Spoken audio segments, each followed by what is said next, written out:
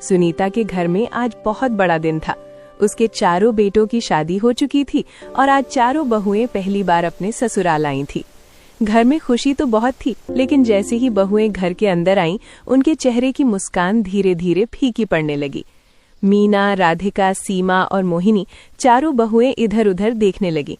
घर बहुत छोटा था, दीवारें टूटी फूटी थीं और रसोई में एक पुराना टूटा हुआ चूल्हा पड़ा था। चारों बहुओं के मन में एक ही सवाल उठ रहा था, हम इस छोटे से घर में कैसे रहेंगे? सुनीता दूर खड़ी सब देख रही थी। वो समझ गई थी कि उसकी बहुएं क्या सोच रही हैं, लेकिन वो मजबूर थी। वो बहुत गरीब थी।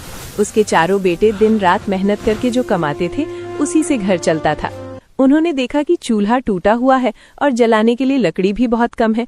एक पल के लिए चारों एक दूसरे की तरफ देखने लगी। फिर मीना धीरे से बोली, कोई बात नहीं, जैसे भी है हम बना लेते हैं। राधिका ने लकड़ियां इकट्ठी की, सीमा ने आटा गूथा और मोहिनी ने चूल्हा संभाल लिया। किसी तरह उन्होंने उस टूटे हुए चूल्हे पर रोटियां बनाई। सबने साथ बैठकर खाना खाया। लेकिन असली परेशानी अभी बाकी थी। रात होने लगी थी। अब सोने की बारी आई। सुनीता थोड़ी झिझकते हुए बोली, बहू, हमारे घर में कमरे नहीं हैं। चारों बहुएं एक पल के लिए चुप हो गईं। फिर मोहिनी मुस्कुराते हुए बोली, कोई बात नहीं माँ जी, हम यहीं सो जाएंगे। चारों ने मिलकर घर के एक कोने में चटाई बिछाई, उस पर बिस्तर लगाया और उसी पर सो गईं। अगली सुबह सूरज निकलते ही चारों बहुएं उठ गईं। मीना ने धीरे से कहा, माँ जी, घर में तो सब्जी भी नहीं है, हम क्या बनाएंगे? सुनीता ने जवाब दिया, हमारे घर के पीछे खेत है, मैंने उसमें कुछ सब्जियां उगाई हैं, तुम चारों जाकर ले आओ। चारों बहुएं टोकरी लेकर खेत की तरफ चल पड़ी। जैसे ही वे खेत में पहुंची, उनके चेहरे पर पहली बार थोड़ी खुशी आई। खेत में ताजी ताजी हरी सब्जियां उगी हुई थीं। चारों ने मुस्कुराते हुए सब्जियां तोड़नी शुरू कर दी। तभी उनकी नजर पास खड़े बड़े पेड़ पर पड़ी। उस पेड़ के नीचे ठंडी छांव थी, हल्की हवा चल रही थी और वहां खड़े होते ही उन्हें गर्मी से राहत महसूस हुई। सीमा ने पेड़ के नीचे खड़े होकर कहा, यहाँ तो बिल्कुल भी गर्मी नहीं लग रही। मोहिनी ने चारों तरफ देखते हुए कहा, और जगह भी कितनी साफ है। तभी मीना के दिमाग में एक आइडिया आया। क्यों ना हम यहीं पर चूल्हा बना ले? राधिका चौंक कर बोली, यही खेत में? हाँ, देखो ना, यहाँ ठंडी छांव है, हवा भी चलती रहती है। घर से तो यह जगह कहीं अच्छी है। चारों बहुएं कुछ देर सोचने लगी। फिर धीरे धीरे सबके चेहरे पर मुस्कान आ गई। उन्होंने टोकरी भरकर सब्जियां तोड़ी और वापस घर आ गईं। घर आकर उन्होंने पहले की तरह ही चूल्हे पर खाना बनाया। जब सभी लोग बैठकर खाना खा रहे थे, सुनीता और उसके बेटे भी वहीं बैठे थे।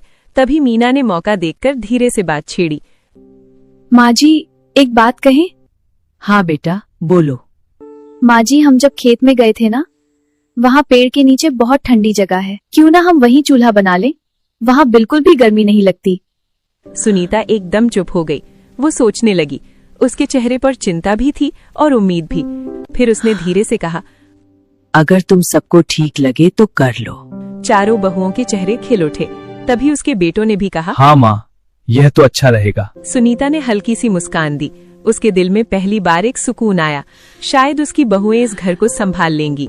रात को चारों बहुएं फिर उसी चटाई पर सोईं, लेकिन आज उनके मन में एक नया उत्साह था। अगली सुबह सूरज की पहली किरण के साथ ही चारों बहुएं उठ गईं। आज उनके मन में एक अलग ही उत्साह था। रात को ही उन्होंने तय कर लिया था कि आज से वे खेत में अपनी नई रसोई बनाएंगी। सबसे पहले उन्होंने घर का सारा काम जल्दी जल्दी निपटाया। आंगन साफ किया, पानी भरा और सास सुनीता के लिए चाय बनाई। सुनीता उन्हें इतनी फुर्ती से काम करते देख हैरान थी। वो मन ही मन सोचने लगी, सच में मेरी किस्मत अच्छी है जो मुझे ऐसी समझदार बहुएं मिली हैं। थोड़ी ही देर में चारों बहुएं तैयार होकर खेत की तरफ निकल पड़ी। खेत में पहुंचते ही उन्होंने सबसे पहले उस बड़े पेड़ के नीचे की जगह को देखा, जहां उन्होंने कल रसोई बनाने का सोचा था। मोहिनी ने अपनी चुन्नी बांधते हुए कहा, चलो सबसे पहले इस जगह को अच्छे से साफ करते हैं। सीमा ने झाड़ू जैसा एक टहनी का गुच्छा बना लिया और जमीन साफ करने लगी। राधिका आसपास के छोटे छोटे पत्थर हटाने लगी। मीना सूखी घास और पत्ते इकट्ठा करने लगी। कुछ ही देर में वो जगह एकदम साफ और समतल हो गई। अब बारी थी चूल्हा बनाने की। मैं मिट्टी लेकर आती हूँ, मैं पानी ले आती हूँ, मैं ईंटों का इंतजाम करती हूँ। और मोहिनी वहीं रुककर उस जगह को तैयार करने लगी। चारों बहुएं अपने अपने काम में लग गईं। मीना खेत के किनारे से चिकनी मिट्टी लेकर आई। राधिका पास के कुएं से पानी भरकर लाई। सीमा ने इधर उधर से कुछ पुरानी ईंटें इकट्ठी कर ली। फिर चारों ने मिलकर मिट्टी में पानी मिलाया और उसे अच्छे से गूंथने लगी। उनके हाथ मिट्टी से सने हुए थे, लेकिन उनके चेहरों पर खुशी साफ दिख रही थी। मोहिनी मुस्कुराते हुए बोली, देखना, हमारी रसोई सबसे अलग होगी राधिका हंसते हुए बोली। और सबसे ठंडी भी। थोड़ी ही देर में उन्होंने मिलकर एक मजबूत चूल्हा बना लिया। सीमा ने चूल्हे के चारों तरफ की जमीन को मिट्टी से लीप दिया, जिससे वो जगह साफ और सुंदर दिखने लगी। फिर मोहिनी घर से बर्तन और बाकी सामान ले आई। तवा, कढ़ाई, बेलन, चकला, सब कुछ। चारों बहुएं अब पूरी तरह तैयार थीं। शाम का खाना उन्होंने पहली बार खेत में बने चूल्हे पर बनाया। हल्की हवा चल रही थी, पेड़ की छांव उन्हें ठंडक दे रही थी और खाना बनाते समय उन्हें बिल्कुल भी गर्मी महसूस नहीं हो रही थी। मीना ने मुस्कुराकर कहा, सच में यह जगह तो घर से कहीं बेहतर है। सब हंस पड़ी। जब खाना तैयार हो गया तो वे सब घर ले आईं। सबने मिलकर खाना खाया। सुनीता ने जैसे ही खाना खाया, उसके चेहरे पर संतोष आ गया। वो बोली, आज खाना बहुत स्वादिष्ट बना है। चारों बहुएं एक दूसरे को देखकर मुस्कुराने लगी। लेकिन अगले ही दिन एक नई परेशानी सामने आ गई। जब वे खेत में खाना बना रही थी तो वहां से गुजरने वाले लोग उन्हें देखने लगे। कोई रुककर देखता, कोई आपस में बातें करता। चारों बहुओं को थोड़ा अजीब लगने लगा। तभी कुछ पड़ोस की औरतें वहां से गुजरी और उन्होंने ये देखकर ताना मारते हुए कहा, अरे सुनीता, अभी तो तेरे बेटों की शादी हुई है और तू बहुओं से खेत में खाना बनवा रही है। शर्म आनी चाहिए। सुनीता वहां खड़ी। उसने हल्की सी मुस्कान दी और बोली, और क्या करें बहन, मजबूरी है। लेकिन जैसे ही वे औरतें वहां से चली गईं, सुनीता का चेहरा उतर गया। उसकी आंखों में दुख साफ दिख रहा था। चारों बहुएं ये सब देख रही थीं। मोहिनी धीरे से बोली, शायद मांझी को बुरा लग रहा है, हमें कुछ करना होगा। मीना थोड़ी देर सोचती रही, फिर बोली, क्यों ना हम यहाँ एक छोटी सी रसोई बना लें, ताकि कोई हमें देख ना सके। सीमा तुरंत बोली, हाँ, और उसे इतना सुंदर बनाएंगे कि सब देखते रह जाएं। चारों बहुओं के चेहरे पर फिर से उत्साह आ गया। उन्होंने उसी समय फैसला कर लिया। अगले दिन से वे सिर्फ चूल्हा ही नहीं बल्कि पूरी रसोई बनाएंगी। अगली सुबह वे फिर से जल्दी उठी और इस बार और भी ज्यादा मेहनत करने के लिए तैयार थीं। वे जंगल की तरफ गईं और वहां से मजबूत लकड़ियां इकट्ठी की। फिर खेत में आकर उन्होंने मिट्टी इकट्ठी की और उसमें पानी मिलाया। चारों ने मिलकर दीवारें बनानी शुरू कर दी। धीरे धीरे एक छोटी सी रसोई का आकार बनने लगा। मोहिनी ने दीवारों को हाथों से बराबर किया। सीमा ने उन्हें मजबूत बनाया। राधिका और मीना ने मिलकर छत के लिए लकड़ियां जमा की। काम आसान नहीं था। धूप भी तेज थी। शाम तक उनकी छोटी सी रसोई तैयार हो चुकी थी। लेकिन अभी एक काम बाकी था, उसे सुंदर बनाना। चारों बहुओं ने मिलकर मिट्टी और रंगों से उस रसोई पर सुंदर सुंदर डिजाइन बनाना शुरू किया। फूलों के डिजाइन, पत्तियों के डिजाइन और छोटे छोटे चित्र। कुछ ही देर में वो साधारण सी रसोई एक खूबसूरत जगह में बदल गई। जब सुनीता वहां पहुंची और उसने ये सब देखा तो उसकी आंखें खुशी से भर आईं। वो बोली, मेरे घर में बहुएं नहीं, बेटियां आई हैं। खेत में बनी नई रसोई अब चारों बहुओं की सबसे पसंदीदा जगह बन चुकी थी। सुबह की ठंडी हवा, पेड़ की छांव और अपने हाथों से बनाई गई रसोई, ये सब उन्हें एक अलग ही सुकून देता था। अब वे हर रोज वहीं खाना बनाती, हंसती, बातें करती और काम भी जल्दी खत्म हो जाता। सुनीता भी अब पहले से ज्यादा खुश रहने लगी थी। मीना मुस्कुराई और बोली, हमने इतनी सुंदर रसोई बना ली, लेकिन रहने के लिए अभी भी घर में ही जाना पड़ता है, जहाँ ना जगह है और ना ही आराम।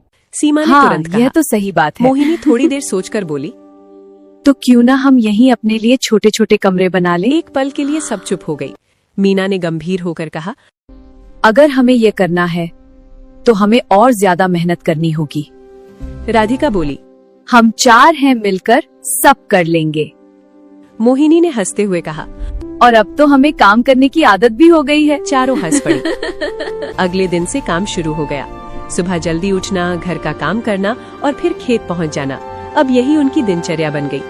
मीना और राधिका जंगल जाकर मजबूत लकड़ियां लाती। सीमा और मोहिनी खेत से मिट्टी इकट्ठा करती और उसमें पानी मिलाकर गारा तैयार करती।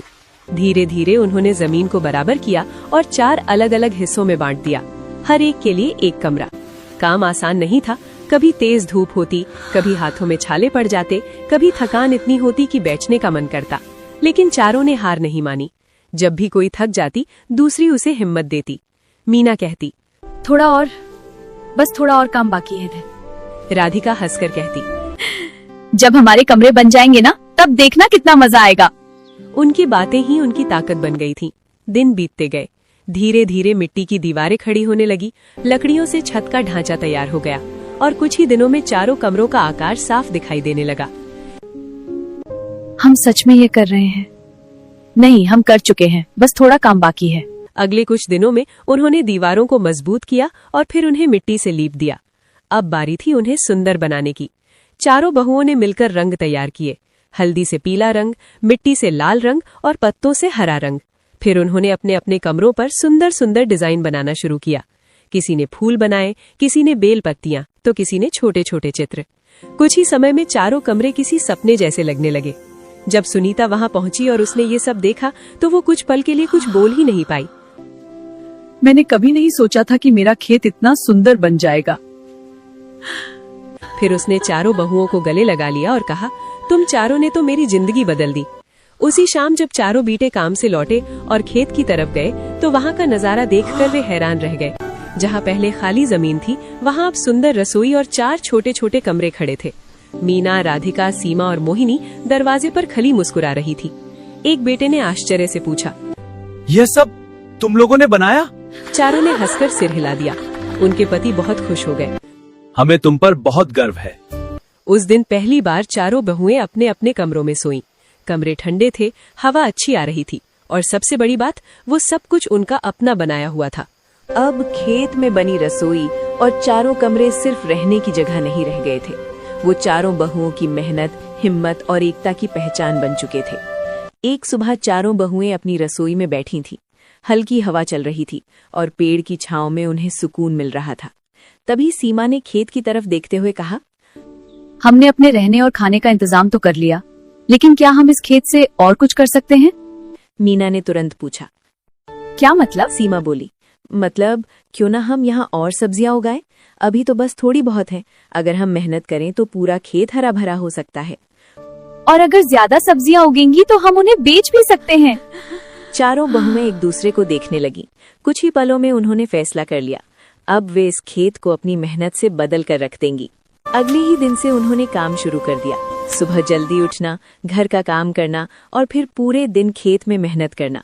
अब यही उनकी नई जिंदगी बन गई थी। उन्होंने खेत की मिट्टी को ठीक किया, पुराने पौधों को हटाया और नई नई सब्जियों के बीज बोए। मीना पानी देने का काम संभालती, राधिका पौधों की देखभाल करती, सीमा नई क्यारियां बनाती और मोहिनी सब कुछ व्यवस्थित रखती। धीरे धीरे खेत बदलने लगा। जहाँ पहले खाली जमीन थी वहाँ भरी भरी सब्जियां लहलहाने लगी। टमाटर, बैंगन, भिंडी, लौकी। कुछ ही हफ्तों में सब्जियां तैयार हो गई। अब सवाल था उनका क्या किया जाए। मोहिनी ने कहा, माँ जी, क्यों ना आप इन्हें बाजार में बेचकर आएं? सुनीता थोड़ी हिचकिचाई। मैं कैसे बेचूंगी? मीना ने उसका हाथ पकड़कर कहा, आप बस कोशिश करिए, हम सब आपके साथ हैं। अगले दिन सुनीता टोकरी में ताजी सब्जियां लेकर बाजार गई। शुरू में उसे थोड़ा डर लग रहा था, लेकिन जैसे ही लोगों ने उसकी ताजी और सुंदर सब्जियां देखी, वे खरीदने के लिए आगे बढ़ने लगे। कुछ ही देर में सारी सब्जियां बिक गईं। सुनीता के हाथ में पैसे थे और आंखों में खुशी के आंसू। वो घर लौटी और चारों बहुओं को गले लगाकर बोली, आज इतने सालों बाद मुझे लगा कि हम भी कुछ कर सकते हैं। धीरे धीरे ये रोज का काम बन गया। कुछ समय बाद उनके पतियों ने भी उनकी मदद करनी शुरू कर दी। अब पूरा परिवार मिलकर काम करने लगा और उस दिन से वो छोटा सा घर नहीं बल्कि एक खुशहाल परिवार बन गया।